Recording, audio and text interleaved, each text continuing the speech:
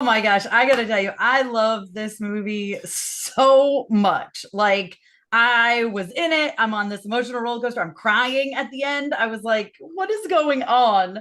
Yeah, I gotta know that's I for mean you. Yeah, I that's was the gonna great say, trick of yeah, that's the great trick of Lee. He wanted yeah. to make something that had a little bit of an emotional impact as well. He's a big fan of film in general, and he was trying to do something here, and I don't know, I think he pulled it off. Yeah, I was gonna ask, what is it that really attracted you to this film? Because God, it's so good. I mean, I love big, hairy, no pun, audacious swings. I know Lee does that. I also know, we are of a similar vintage. Lee and I, we did like hang a little bit back like 10, 15 years ago before we even met up for Wow. this.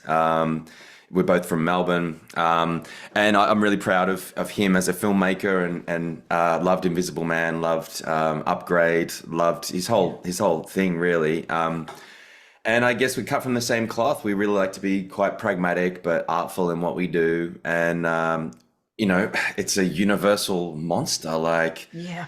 when I found out what it was, and that I was close to booking, ostensibly, a Wolfman role. I couldn't believe it. Couldn't believe it. So yeah, that was an interesting process because it happened really quickly. It was sort of December of 23. Um, Oh, the wow. weirdest of all audition tapes. The weirdest of all audition tapes. It's like, I wasn't in this place here, but it was on this camera. Same deal. Like normally, and it was sort of mimed, and there was a monster element. There was an emotional element. There's no dialogue for me, Yeah, and I was yeah, just that's right. like, they're the worst auditions in the world because you're like, I don't know what this is. Like, so I threw down whatever I threw down. And then I just like, I did one weird thing where I knew Lee was directing. So I had Little River Band, an Australian band, have this song called Hey Everybody. And it sort of has this 70s tinge. And I knew there was kind of this must have been a throwback, the scene that I was auditioning for. And so I had a vinyl record. I put that on the background, and so you have Little River Band playing in the background of my audition while I like just have this weird mimed scene. And then we come back into the callback, and Lee's there, and Arian, the makeup artist, is there. Baya, the producer, and we get through, and he's like, "Hey, you okay with being in the chair doing a ton of makeup?" And I was like, man, I'm all yours. So I went straight into training, and I said I'll see you in February. So I arrived in New Wow. Zealand in February. Yeah. Wow. How long was that process, the makeup? I love it. My earliest call time for one of the days was 2:40 in the morning. So I set my Oh alarm for my 1 o'clock or whatever it was. It was even when we were doing the test makeup, it was always, I think for my character, there's just like so much that goes into him. Even so, it's 6 hours all told. Even when we got like, and they're like, it's gonna get faster, Ben. Don't worry. gosh. And I was like, this is not faster. It's like 6 hours in and an hour and a half out of it. Even when you're finished, Oh like, yeah. you're exhausted, you sort of trudge back into the trailer, and then, they're just attacking you with all this oil, and, they were covering stuff on me, and then they've got to do all the coloring. And so by the time you're finished, I mean, I think my longest day was somewhere in the 18-hour range. And that's not all like work. Some of that's in the trailer, a lot of Yeah. that's in the chair. But I think Chris said to me, Chris Abbott said to me, I'm just gonna monk out, just be completely serene. And that's kind of, I couldn't listen to music because they're also putting ears on. There's nowhere to, there's nowhere to put That's anything true. in. So you're just like talking to my team, Jason, Doherty, and Alice. Who originally from like they'd done a lot of Lord of the Rings, had done a bunch of stuff, and so listening to their stories about like Middle Earth was kind of enough to get me through. And then just I think all told, I think I was about 28 days on that project. And by the last makeup, I think the second last makeup, I was not, I was never over it, but I was Yeah. really looking forward to that last makeup.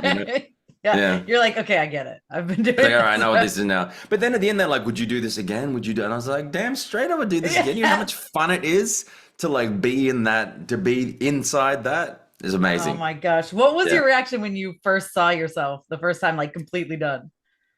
Uh, it was more about processing the internal sort of mechanisms that happen when you are when you are a thing walking out to the public for the first time. And by public, I mean there was, that we did the makeup tests, because Yeah. we'd done all the live cast.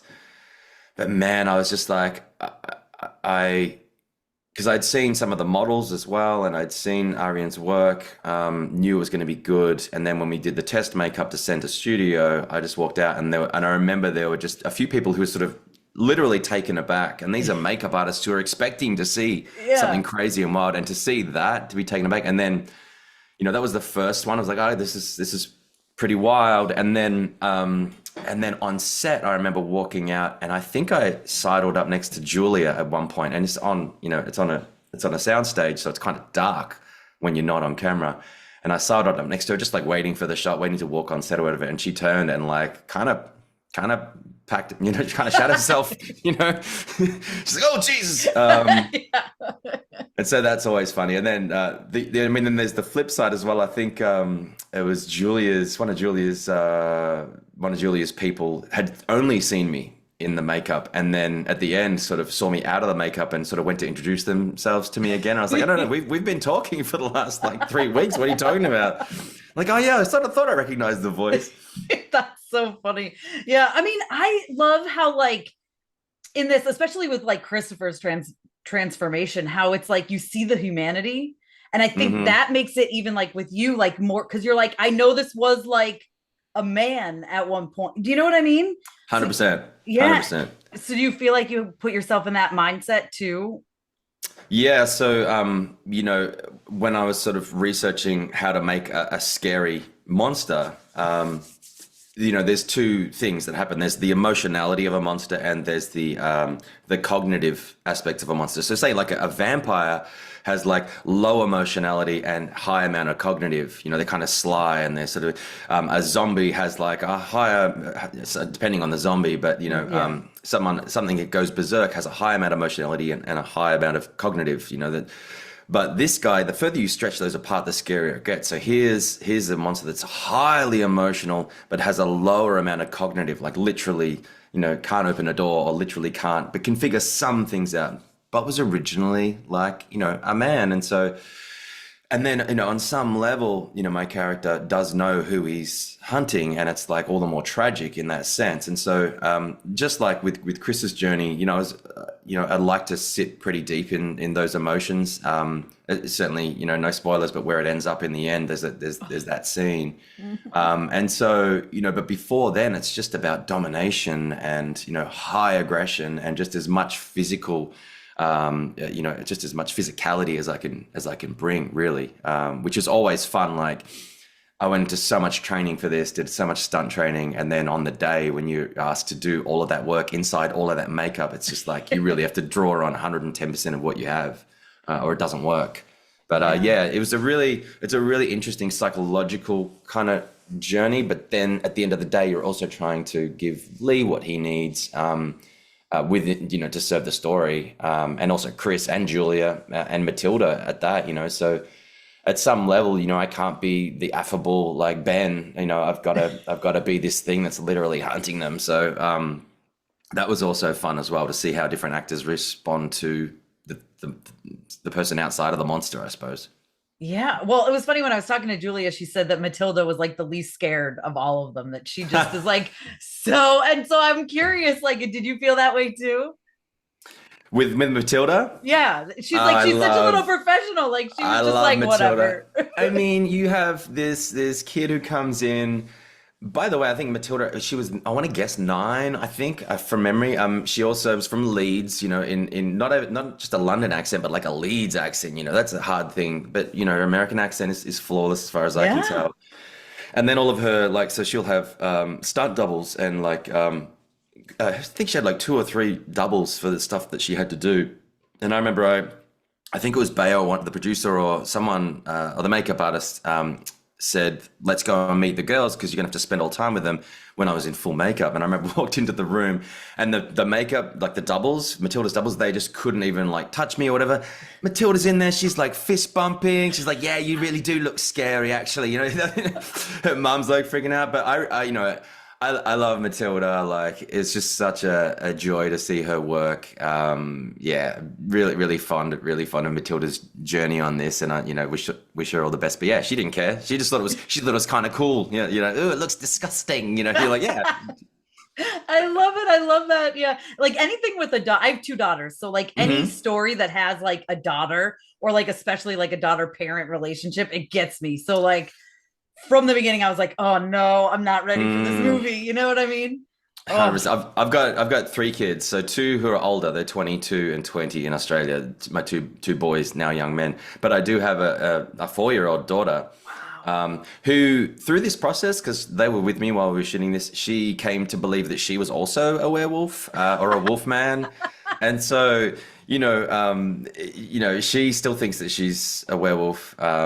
Which is amazing. But yeah, certainly in terms of that relationship between daughter and parent, that's also territory that I've sort of mined on the stage. So there's a theatre piece called Seawall by a playwright called Simon Stevens, and it's a tragic sort of monodrama about a father who loses his daughter, and so just between that and then the sort of toxic masculinity that exists in this piece, like the thing about breaking cycles, about about the tragedy of this monster that sort of seeks to kill that which he should be caring for, is just the mind boggles at the layers and the levels on this. But as Leigh says, I think both Chris Abbott and Julia are, what did he say? They are allergic to inauthenticity, which I love. I love that idea from him. So yeah, and it's true. Every time I worked with, I think most of my scenes were with Julia and Matilda, but then there were scenes with Chris, as you know. Yeah. But they were always just like right there, take after take after take. And sometimes these setups, especially with like a bit of prosthetics that falls off in the middle of like the take, or that's not scary. Like that's not scary when the monster's ear falls off, but they just reset and they just go again and again, and it's such a joy to have worked with both of them, with all of them, really. Well, thank you so much for your time. I appreciate it. Thanks, Tessa. Yep.